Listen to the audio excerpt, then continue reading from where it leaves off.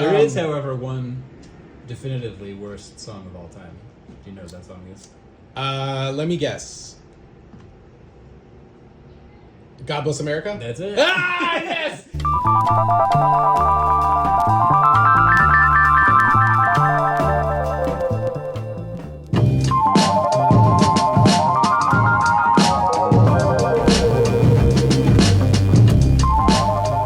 No, it was either, in my head, it was either National Anthem, God Bless America, or Happy Birthday. We haven't talked about this? No, we have. Oh, okay. I thought we had, but then I wasn't sure, and I was like, wait a minute, did you really just get that? I've been narrowing it down to a few, and for me, it's the National Anthem, God Bless America, or Happy Birthday. I really don't like the Happy Birthday song. Pretty bad. I think it's uninspired. I think we can do better. Let's just invent a new Happy Birthday song. What are we looking at today? Well, we've been getting minor amounts of heat on the internet from people who are like, I like these comics, but I can't buy them anywhere. So I thought we would do one on like contemporary, like very contemporary things that are out now that you can buy? actually go buy from different distributors. We'll link all the things in the thing. But I thought maybe we would like talk about the book, and then like instead of linking their Instagram or whatever, we can say like, here's literally where you can go buy this comic right now. Oh, that's cool. I like that. So when you say we've been getting heat, have you been reading the comment section again? I told you not to do that. Maybe. Never read the comment section of the internet. No. Never read the comment section of the internet. By heat, I mean like one nice know. person who was like, I wish I could buy these books. Yeah. So anyway, thank you. This looks great. We love Christina Lee. Yeah. So I've read all these. Why don't you flip through however you want to do this? Well, some of these are in bags. It makes it really hard to do. So unbag them, bro. Yeah, that's fair. I can always edit out the We'll get there. unbagging. Yeah, that's true. So wait, okay. First of all, this thing jumped right out at me because I like the nom de plume. Yeah, these are skeleton bones. Two CF. I think one of them's new, one of them's a reprint, but these both are published by Toy Box, Noel Freibert's distributor / publisher project. If you're into CF, this is going to be the book for you. If you're confused by CF, you're going to continue to be confused by CF. Yeah. Like it's just one of those guys. I like his stuff, but like, you know, if someone doesn't like it and they're gonna flip to this and be like, I mean, come on, what the fuck is this shit? Yeah, but like, yeah. It has I don't know, it's got a feel to it. It's got a vibe. Well, it's divisive. I think Yeah. I am a case where I'm both confused and enthralled by CF. So, Same. Like But I don't dislike it. No, I some, don't dislike it. Some people are actively turned off. Yeah, I don't dislike it at all because it reminds me of that creative impulse that I had when I was a kid. Mm-hmm. I mean, when I look at CF, it is the refined impulse that we talk about, where it's like a direct connection to the need to make things and not letting anything stand in your way. Yeah. I know, like, one of my students on Wednesday makes comics that look like this one, this wrong comic. He makes comics just like this, and I'm like, fuck God in the face on the back. no, but I mean that is fucking great. I see that on a bumper sticker, like, keep honking. I'd rather be fucking God in the face. All the Christians are like, I don't know how to feel right now. Tell me how to feel. I saw a bumper sticker the other day in New Jersey. It said, it was on the back of a car, and it said, "Are you this close to Jesus?" Wow. Like if you're riding someone's bumper, they're gonna be like, actually, 100%. you know what?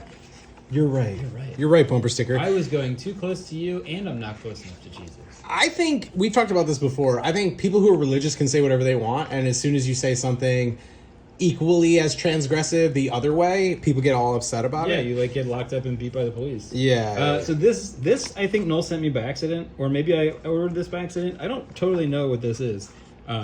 But it's really cool. This was published at the same time as these. Cool. So Noel's been doing these reprints and zine publications that are all really interesting.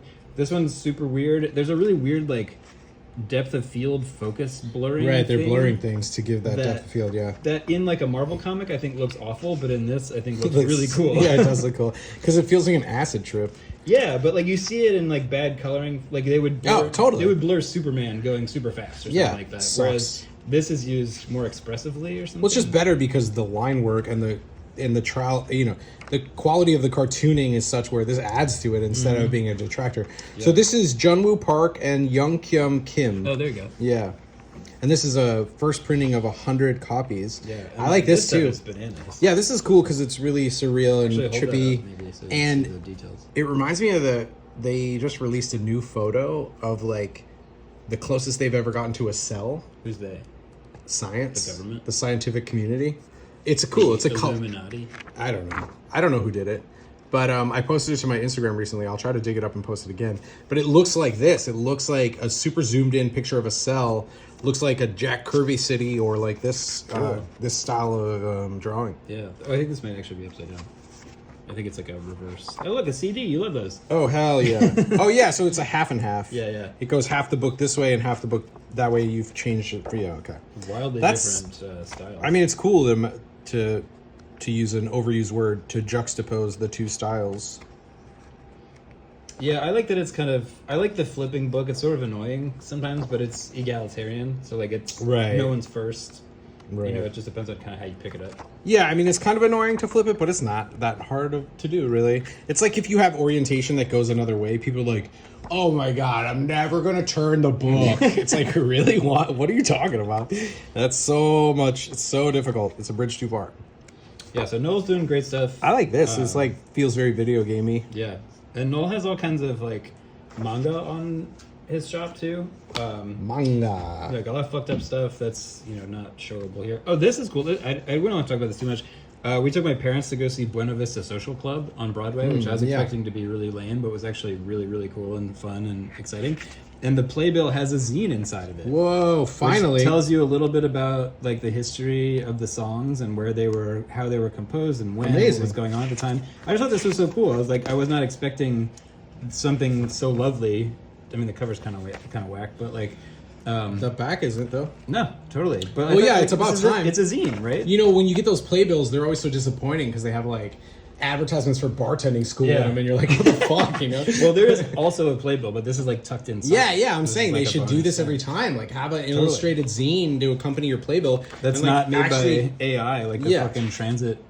Subway surfing. Oh thing. my god! It's the most hideous fucking comic I've ever seen in my life. May all AI comics burn in hell. Yeah. But yeah, I just thought this was worth bringing up. If you go see Buena Vista Social Club, you will get one of these. I love it. It doesn't cost you anything except $4 or $5 million. What about the ticket? Yeah, what about the ticket cost? I don't know. I think my parents paid for it. Ugly comics for hot people. This is Matt Seneca. I don't think we've talked about Matt's comics on here, but Matt Seneca is a G. He puts out work in like fits and spurts. Fits and spurts. Not, I hope Freud was right. Spits and starts. Like, yeah. Whatever. But he's been cranking stuff out lately, and this is like a kind of like erotic noir, I guess. Yeah, this is cool. I think his drawing style is like really well suited to. Is this risograph as well? Yeah. Yeah, I like the use of the black as a riso, just like the one black, because you get all the anomalies and like all the aesthetic abnormalities of a riso, and it just contributes to it when it's in black and white. Yeah, and there's like just tiny pops of yellow. Yeah, you can use the spot color to dramatic effect. Yeah, I mean, I don't want to talk about each of these too much because like I want people to get them and read them. But yeah, if you're into kind of like gnarly, dark, noir, romance stuff, I thought Butterface was awesome. Yeah, Butterface, and it doesn't come to like a neat, tidy conclusion. I heard this quote from Michael Haneke the other day, the director, where he was like, I'm paraphrasing it, but it was like, there's nothing more interesting in a film than asking questions. And he was saying how the audience completes the film. Like the movie itself is not complete until someone's watched it and has their own experience to bring to it. And so I like things that leave you with like some space to put yourself into it. I couldn't agree more. I mean, that's what they talk about in painting all the time. Yeah. So here, I'm familiar with this. This is Father Puka Shells, right? Yeah. This book is amazing. I love this Cashiers to Cinema zine. This is an anthology, right? It's an anthology, yeah, and it's like half comics and half like essays and writing, and it's all kind of centered on people who work in movie theaters or have worked in movie theaters. But the more of them you read, the more you realize there's this pretty strong kind of progressive undercurrent of like workers' rights and corporate exploitation. There's a bunch of talk about like unionizing theaters and stuff like that. And hell yeah, it's cool because it's something we've talked about before that we hope we're doing here too. Is you take a thing that maybe people aren't expecting and you sort of shoehorn it in there without being too didactic or pedantic. Yeah, not didactic. Pedantic or like contrived or anything. And so, but you read these and I think like some, you might go to a movie theater and not think about the people who work there, like Absolutely. especially because movie theaters don't hire that many employees anymore. Like I always make the joke that the Orpheum over here, the Orpheus, whatever it's called, by my house, there's always like one person working in the in this 3-level theater all the time. Like you buy your ticket and you don't see anybody else the whole time you're there. I love that. I used to find those theaters on like a day when I was solo in the city, on like a day like Thanksgiving. I'd go to the theater and I would just be me and that one guy working there, and I would just never leave. I'd just bounce around the theater watching movie after movie until it was like way late. Hell yeah. And yeah, the projectionists who still show 35mm prints, 70mm prints. I mean, I live in New York. Which is one, right? I don't know actually. I feel like I remember. That's a good question. I'm not sure. But yeah, I think these are great, and they're a hefty read. I think this is the longest one. There's 3 out so far, and this is the longest one so far. And so, it's meaty, and it has interviews, and the essays are really well written. They're funny. If you're into movies at all, I highly recommend this book. And you know who is a projectionist who also makes comics is Nordlinger, that does Vacuum Decay. Oh, okay. Yeah, those horror comics. I didn't know. That's somebody who I keep meaning to have an unique interaction with, but haven't yet. It's like, the people you kind of pass them at cons, and you're like, I know you from all your stuff and from social media, but we haven't shared like a unique experience by which we have started a real relationship. We only have a virtual one. We have like a table chit-chat relationship. Yeah, exactly. So lately I've been just going to those people, like going right up to them and be like, hey, my name's Nick. I'm sorry we haven't met before, blah, blah, blah, blah, blah. And this has been something I've had to practice to try to like get out of my own social anxiety. Mm-hmm. Like get out of my own way and just meet people, because it turns out they're thinking the exact same thing. Totally. They're like, oh, I want to meet that guy, but I don't know what to say. And is it going to be weird? And am I going to feel weird? And it's like, no, it's not going to be weird. Just be normal. It's only weird if you make it weird. Yeah. So my name's Nick. Nice to meet you. See you next time. Totally. So River Rangers, you've been posting about this. Yeah. I talk about River Rangers all the time to anybody who's willing to listen.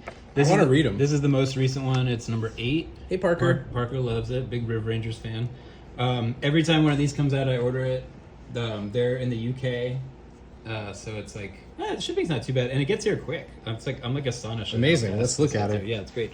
And each one is like a self-contained story, but they're told almost like chronologically. Well, I don't want to say what it is really, but like there's an interesting sort of time exploration in this too. I remember. Sorry. Go ahead. Just because each one kind of centers on like there's this river, and it kind of takes place in the same spot, and there these things kind of float down the river, and that's sort of that sets off each of these little stories. So each one is self-contained. You can read it by itself, but the whole thing, reading it in sequence, is really rewarding because you get to see how they kind of fit together. I really like the ones we looked at before when we were talking about non-linear. I think it was what it was. It was in Silent, maybe Silent. It was in one of our previous episodes. We'll figure it out. But I remember really liking that, and I'm excited for any comic that can do that. I think writing in a way where it's self-contained, but then adds to the larger narrative and has a kind of common thread that binds is really tricky to do, and it's so rewarding when it's done well. Speaking of the thread that binds, he binds all these with thread. Sick. And hand dyes the cover paper. So like all the covers are different, and they all have different like swirls and stuff on them. So cool. There's going to be 12 of these. I highly recommend tracking down as many as you can. I think they're almost all of them are available on his website. I always order them from him directly. I know all the Old Poisons shop has been carrying some of them, but I don't know if they have all of them. That's in the United States. But if you can order them from the UK, I highly recommend it. Awesome. One of my favorite things from the past few years, for sure. So here we have Christina Lee, who we see on the tables quite often, actually. Yeah, New York local. New York based. Always out in them streets. Yeah, out in the right. Shanking people. I was thinking about that joke from Chappelle's show where he was like, "Is that what's going on in the streets? Your taxes, Ness?" Like autobiographical. Yeah, there's some stuff, autobio adjacent, and doing autobio in a way that's like not afraid to go right at what makes them feel uncomfortable about being alive, which I think is great. I think too few of us are willing to reveal our deepest fears, so to speak. Yeah, and it's that kind of autobio that I like, where it's clear they're engaging and reflecting on things. It's not just like, I got a coffee today. It's hot. Right, You know, it's like right, they're, right, and then right. this I think is not autobiography. It's like a separate. Sure, story. sure. But yeah, just a like delightful cartooning style and a funny, authentic voice. I like Christina's work a lot. She's cool too. Yeah, really. One of the heads. Yeah, Christina's work is great and prolific. She's got a lot of stuff out there. Yeah, I like the one I have the one that's like the magazine. That's like the Teen Bop magazine. Oh yeah, I don't have that Yeah. one. That also printed really nicely. Yeah, that one's beautiful. All right, what's up next? Hanselman. So yeah, Hanselman's serializing this kind of apocalypse story that. So optimistic. Yeah, but it's really funny. It was like as soon as zombies like died as a pop culture trend, he was like, "Time to make the zombie book." And so the zombie stuff. This was a one-off they did for like a museum thing in LA. I like the cover. Yeah, it's a great size. Also, this book, this little one here with Al crying on the front, is kind of rough to read, but it's also fucking hilarious. Like it's not that often that I laugh out loud while I'm reading a comic book, but I did while reading this one. It's great. I mean, that's usually how I think about Hanselman's work. Yeah, Like a rough read, but very funny. Yeah, I just reread all the stuff I have of it to see if I'm still into it, and I still am. I just think it's great. Yeah. Well done. So I recommend that little one, and then this is like part 4 of this ongoing like zombie thing. This is not funny and really rough to read. The third, I don't think I ever want to read the 3rd issue ever again. I mean, the title says it. It's really awful. You will own nothing and you will be happy. It's really awful. You know, that's like the idea of the whole like this phrase, "you will own nothing and you'll be happy." That's the whole idea of like the digital age, like the tech, like this transhuman like world domination plot that seems to be coming to fruition. Yeah, so it has I mean, it's really good. Like I recommend this. I don't want to steer people away from it, but it's not funny in the way that a lot of the other work is. Right, it's just dark. But it has that double meaning of like, I love this. yeah, like you will own nothing because the world has ended, but also you will own nothing because it's all been taken from you. Sure. Yeah. But just So nice and rough. top notch cartooning. Hell But yeah. It's really fucking dark. But one thing that's interesting about this stuff is I think there's like multiple timelines and in the world of Hanselman's work. Like there's some things that are like the canon story that's narratively linear, but then there's all these minis and side things and other stuff, and they exist sort of outside of the realm. But I like this idea that you can just be like, these are my characters. I can put them in whatever circumstance I want to. Like 100%. This doesn't happen after like Crisis Zone. I think this just happens out in its own sort of parallel timeline because it's like I'm going to put these guys in a zombie world because it's interesting. Like I don't have to make new characters. I'll use the same characters. It's also the hallmark of an artist that has a restless mind and an upspring of like, or a wellspring of creativity. It's like, I just want to make stuff. I don't care where it fits into the canon or if it's chronological or you figure that out. Like I'm going to make all this stuff and then at the end it'll make sense. Yeah. Or it won't. And that's fine too. Like I couldn't agree with that mindset more. Like, let me just I got to get it out of me. I got to get all this stuff out of me. Yeah. And like, maybe it happens concurrently. Maybe it happens in an alternate dimension. Maybe it happens in the same real world. Some is canon, some is not. Maybe it's a dream. Maybe it's a side quest. Who gives a shit? Yeah, I totally agree. It's liberating and it's inspiring to be like, you don't have to do the thing that everyone says you have to do, where it's like you gotta sketch out all these new characters, or like I gotta plot these arcs, and it has to all like, move forward linearly. It's like, no way, dude. Just no go way. Play, go explore, have fun, and make fun, have fun, play, yeah, and center play, and your stories are gonna be way better. Totally. A lot of people ask me like about what's going on. They're like, is this the next book in the story? And I'm like, I don't know, man. I don't know. Just pick one up. Check it out. Every book is Give it its a own shot. thing. Just read it. If you like it, get another one. Yeah. That's it. That's all you need to know. But there's a lot of completists out there that are taking notes.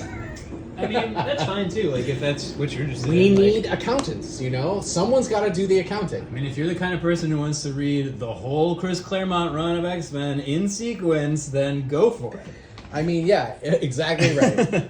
Hypothetically, someone out there, I'm sure, is doing that. Hypothetically, if you have to read every single X book in order from the beginning, you may be a redneck. Including all.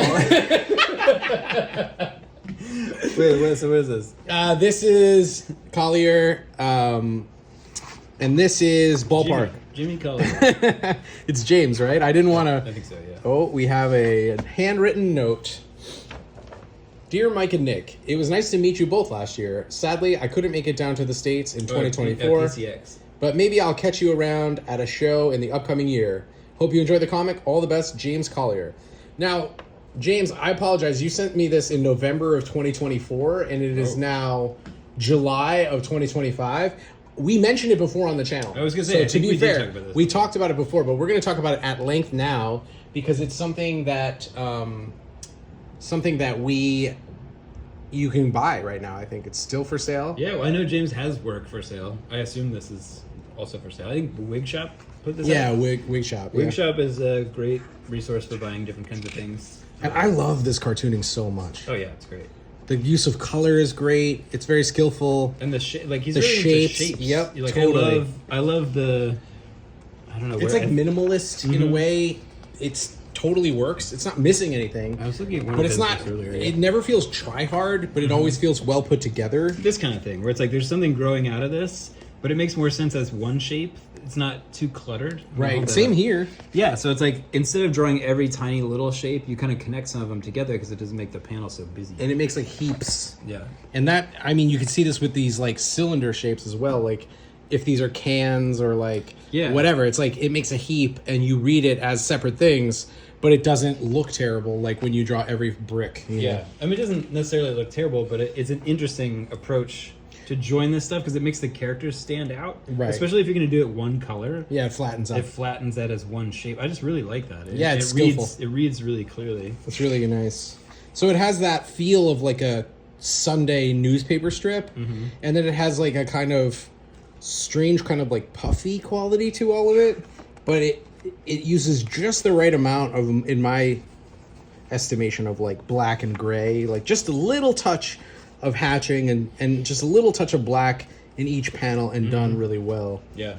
So James is an artist to watch and definitely one whose books you should go pick up right now. Yeah, this is interesting. Once they go inside, it's like this rough Yeah, hatching on the and some inside. That's cool. contour lines there.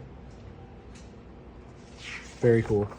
Yeah, a lot of different styles. Also, See, that looks great. cohesive. That looks it's amazing. fantastic. And again, you don't have to draw every blade of grass. Like you No. know, this is grass. You know, it's Totally. a grassy floor.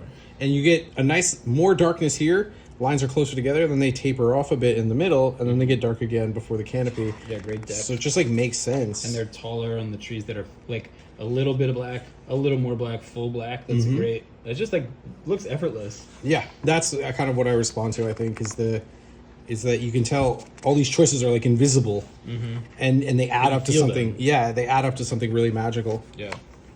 So a really great book. Check it out if you get the chance. Ballpark from James Collier. Thanks, James, for this book. Thanks, Why don't you James. talk about Juliet? Yeah, we talked about this briefly on the Forbidden Band episode. Oh yeah, we gotta YouTube took down our episode, y'all. Too hot for TV. So suck on this, YouTube. But Juliet's work is great. This just came out. They also just put out a screen printed thing with Nate Garcia.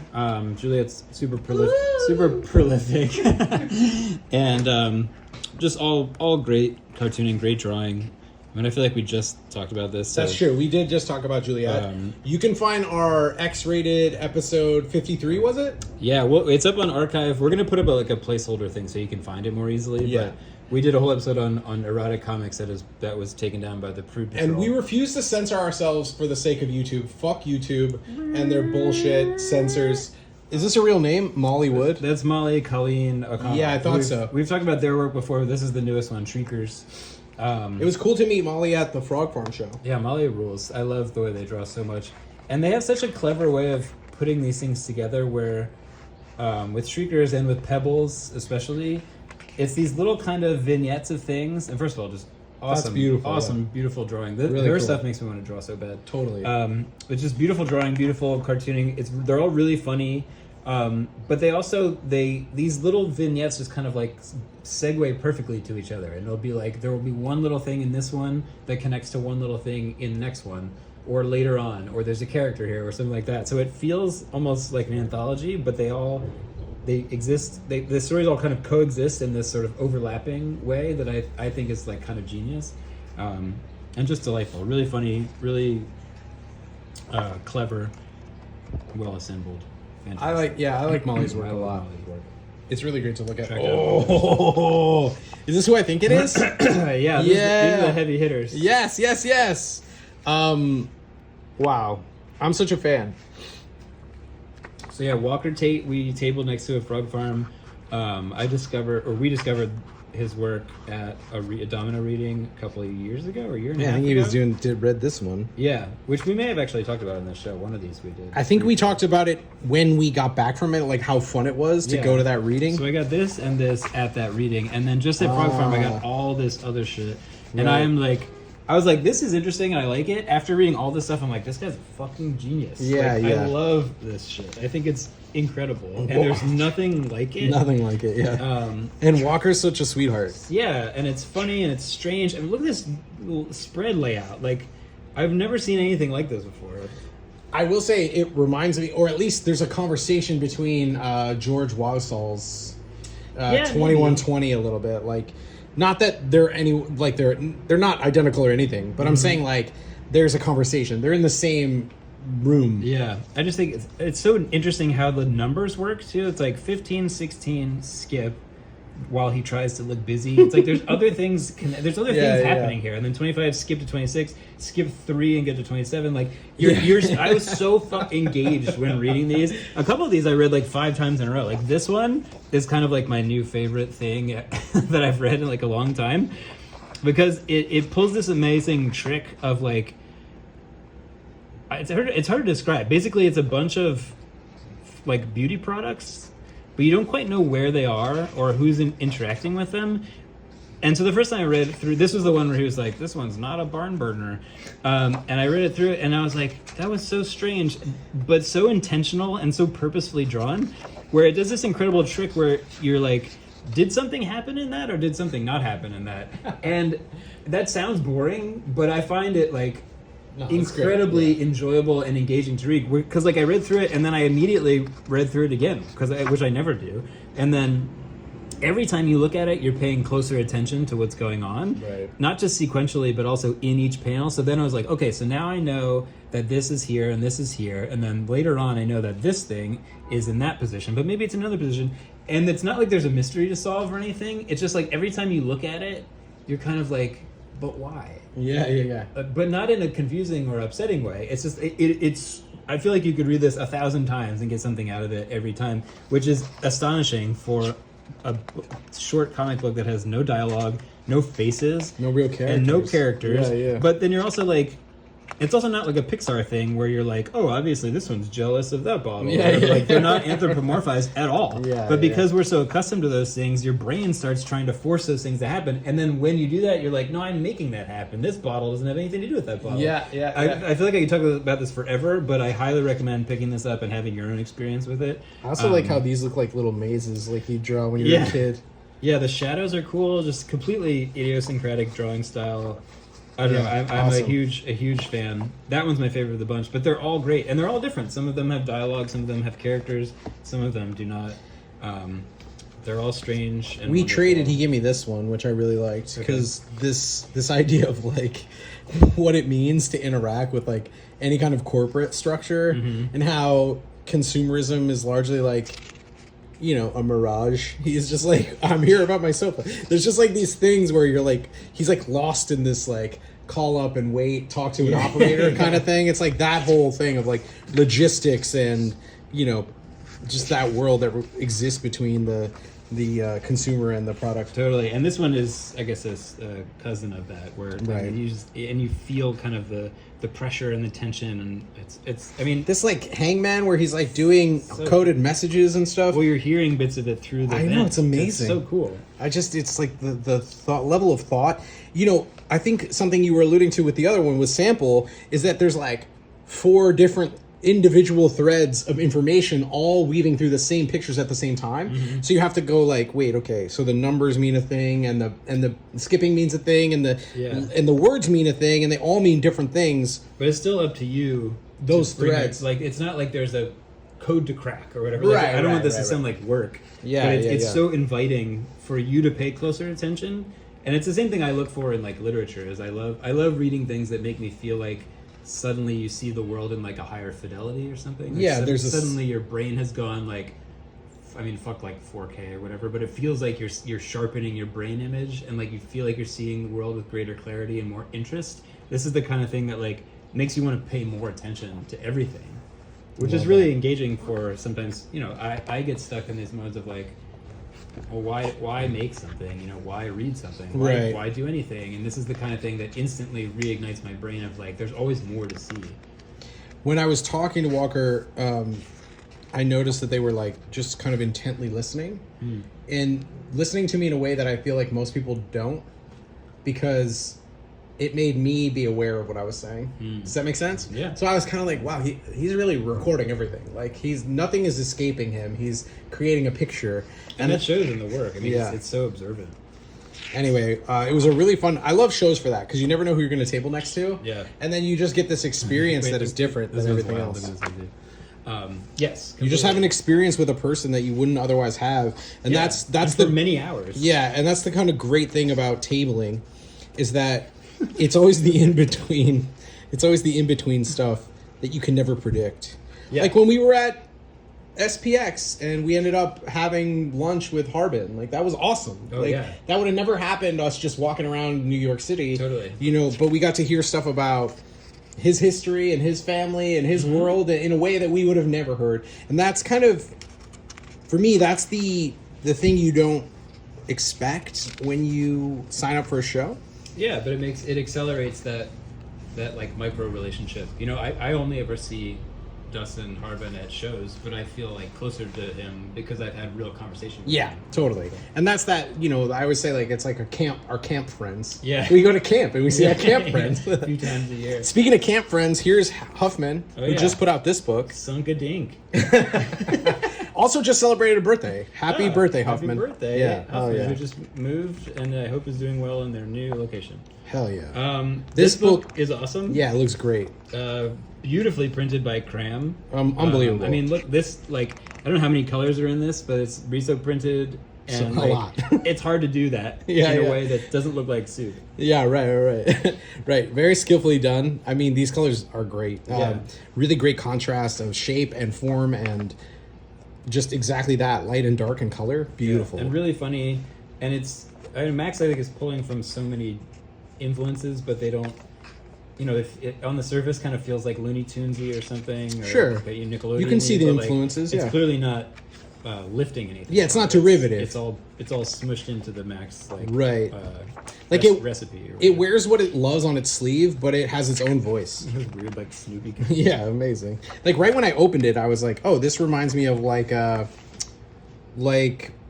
Cartoon Network cartoon or something. Yeah, you know, like Dexter's Lab. Yeah, exactly. Yeah, but again, like wearing your influences on your sleeve and creating your own voice, that's a beautiful thing. These so weird cool. hands and stuff are so weird and so distinctly his. Yeah, it's awesome. I hate the and we talk about this all the time. The like comparison game is so annoying. Right? Yeah, comparing anything sucks. But I think it's cool to say like this is kind of like this, but it's extremely not that. Yeah. It's important. I think it's helpful for everyone who doesn't make stuff. Actually, it's more for just the people who want to engage with it and need a frame of reference. Totally. That's why it's necessary. And I love Max does an incredible job just giving you just enough information.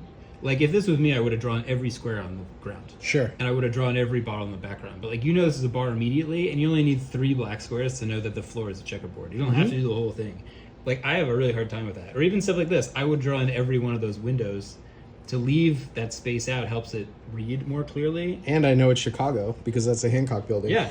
The no black squares, though, really works because here we have this smoke cloud, and if you would have done the squares all the way across, it would have clashed with this box, and would have clashed with this white space, which we need to lead us into this panel. Right, or you would have to add a panel border, which would would change the composition of the whole thing. Exactly, yeah. So, like, really skillful cartooning and good choices. Again, when you're making good choices, it's invisible, and there we carry through to the next page, the checkerboard motif, which brings us in with this character. I didn't pick up on that. That's cool. And this looks like Max, kind of. Beautiful. Great, like, almost a Hirsch. Again, there's another comparison, but it's like a Hirschfeld portrait of himself. Yeah, this is awesome. Like, this thing's so fucking weird. Yeah. It's great. Yeah, I think Max's cartooning is incredible. And I think they have a new. Do they have Fantagraphics book coming out? Yeah. They just announced a Fantagraphic. Walker does as well. So. Yeah. So the Cream and the Crop rise to the top. Never eat your pig because a pig is a cop. But no, I love when you include shit that you get from the masses. Like, I just got one question for you, bro. What kind of drugs were you on when you made that? Yeah. And like that's what you get at the table. You get people coming up to you being My like, mom says that. Like, Yeah. How high were you? When "How you made high? this drawing?" It's called creativity. I'm high on life." This is such a funny joke too. Like previously on WizNat, here's all the pages completely unreadable.